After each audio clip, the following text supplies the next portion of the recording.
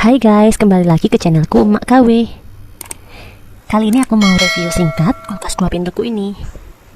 Nanti link pembeliannya bakalan aku share di description box dan kolom komentar. Kalau mau beli jangan lupa pakai linkku ya. Dan jangan lupa like, comment, share, dan subscribe.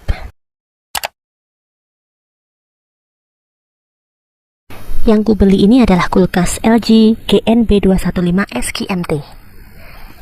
Aku membelinya secara offline di UFO Kertajaya, Surabaya ya. Ini adalah kulkas 2 pintu dengan freezer di bagian atas. Menurutku looknya mewah banget. Buildnya juga kokoh. Keseluruhan bodinya berwarna abu. Atau kalau LG menyebutnya dark graphite steel. Bagian depan memiliki lapisan halus dan glossy dengan motif unik seperti di video. Bagian atas dan sisi kiri kanan kulkas bertekstur seperti kulit jeruk. Bagian belakangnya seperti ini. Tetap ada penampungan air karena nanti memang akan ada tetesan air yang mengalir ke sini. Di bagian atas belakang ada hook seperti ini. Fungsinya adalah untuk menyelipkan kabel saat sedang tidak dicolokkan. Jadi misal kulkas digeser-geser gitu nggak rawan kabel ketarik atau keinjek. Di bagian kanan atas pintu atas ada tulisan garansi 10 tahun untuk kompresornya. Dan ada juga logo LG seperti ini. Ini bagian freezernya. Pintunya terdiri dari 2 rak. Dan di bagian dalamnya terdapat 1 rak yang membagi ruangan menjadi 2. Bagian rak pintu terbuat dari plastik bening dan memiliki tekstur lapisan seperti di video. Freezer ini dilengkapi ice maker yang bisa digeser-geser seperti ini. Ini bisa dicopot ya dengan cara mengangkat raknya seperti ini. Karena menurutku ini terlalu bulky dan gak begitu kepake, rencananya bakalan aku copot sih. Ini pengatur suhu freezernya. Ada 5 angka, semakin besar angkanya semakin dingin. Angka 3 adalah suhu yang disarankan. Rak ini terbuat dari tempered glass dengan pinggiran dari plastik berwarna putih. Ini detail ice makernya. Kulkas ini no frost ya, alias tanpa bunga es. Jadi kita nggak perlu repot mencairkan bunga es lagi. Ini bagian pintu bawah menuju ruang pendingin. Ada semacam cekungan yang berfungsi menggantikan handle kulkas. Dan khusus bagian ini berwarna hitam.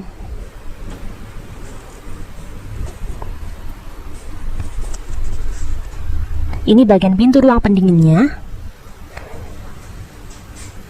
Dan ini bagian dalam ruang pendinginnya. Rak bagian atas sendiri dinamai pull out tray.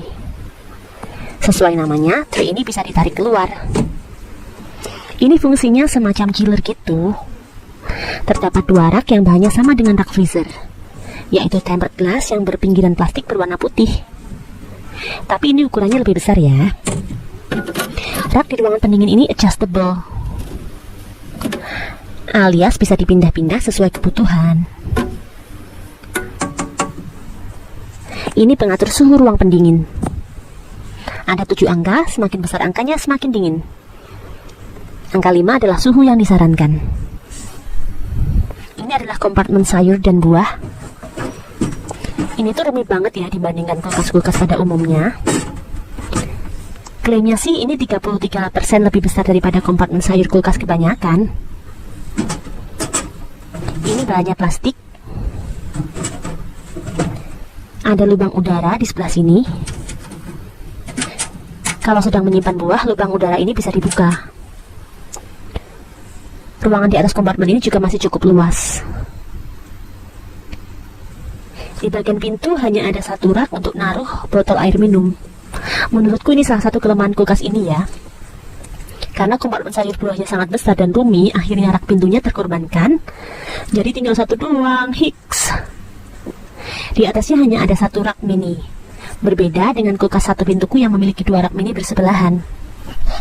Di bagian paling atas pintu adalah rak telur. Totalnya ada 16 cekungan tempat telur. Desainnya berlubang di bagian bawah. Ke Keseluruhan rak di bagian pintu atas dan bawah ini bisa dilepas pasang ya. Ini karet kulkas atau magnetic gasketnya ya. Bagian ini harus rutin dibersihkan. Kata petugas UFO sih idealnya 6 bulan sekali untuk menjaga kesehatan si gasket dan magnetnya. Insya Allah nanti aku bakalan share video terpisah untuk bersih-bersih gasket ini. Jadi ini aku baru bisa nyolokin kulkas ini 3 jam setelah dia nyampe. Kalau habis perjalanan atau pengiriman memang gitu ya aturannya. Karena dalam perjalanan cairan dalam kulkas itu rawan bergerak-gerak. Jadi perlu kita normalin dulu. Begini nih tampilan kulkas kalau lampunya nyala. Lampunya ini LED ya. Dan bagian freezernya tidak berlampu. Kulkas ini menggunakan teknologi inverter ya, artinya suhu kulkas bisa menyesuaikan dengan beban yang ditanggungnya. Dia juga dipengaruhi faktor seperti buka tutup kulkas. Jadi kalau bisa ya jangan buka tutup kulkas secara berlebihan. Tingkat efisiensinya hanya 2 bintang. Kulkas ini membutuhkan daya 70-125 watt. Zat bersihnya 42 kg. Kapasitas kotornya 225 liter dan bersihnya 209 liter. Dimensinya 555 x 585 x 1520 mm.